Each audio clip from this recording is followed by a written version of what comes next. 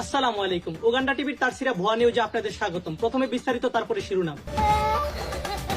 পবিত্র রমজান মাসে শয়তান বন্দী থাকায় শয়তানের দায়িত্ব পালন করতেছেন কিছু মানবরূপী জানোয়াররা। জানা যায় শয়তানের অনুপস্থিতিতে নিখুঁতভাবে দায়িত্ব পালন করতেছেন তারা। দর্শক, বলছিলাম এক কাপল টিকটকার ডিজে অনেক চোদনার কথা। তার বউয়ের পিরিয়ড হয়, এইটাই সে আবার অনলাইনে কই। বিস্তারিত দেখুন গাঞ্জাখুরির রিপোর্ট। আমার কপাল কতটাই খারাপ, তাই না? আজকে 7টা রোজা, এই 7টা রোজার একটা রোজাও রাখতে পারলাম না। কারণ আমার বউ এখনো অসুস্থ। আমার বউর জন্য সবাই দোয়া করবেন যেন তাড়াতাড়ি সুস্থ হইয়া বাকি সবগুলা রোজা রাখতে পারে।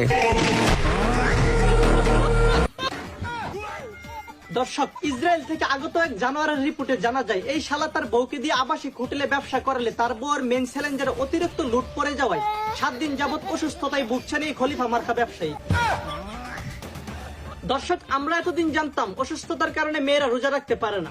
আজ বিজ্ঞানী চুদলিং পং এর নতুন আবিষ্কারের মাধ্যমে জানা যায় যে অসুস্থতার কারণে ছেলেরা রোজা রাখতে পারে না।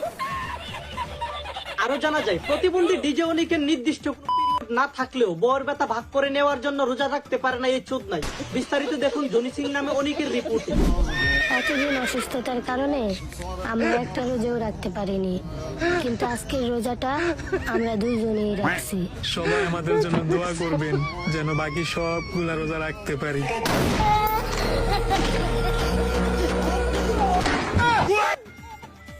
দর্শক, তার কপাল ভালো যে তার নিজের এলাকায় এই ভিডিওটা করছে। তবে এটা সত্য, তার এলাকার মানুষগুলো সব কাপুরুষ, নইলে তার মতন প্রতিবন্ধী কিভাবে রোজা নিয়ে মজা করার সাহস পায়।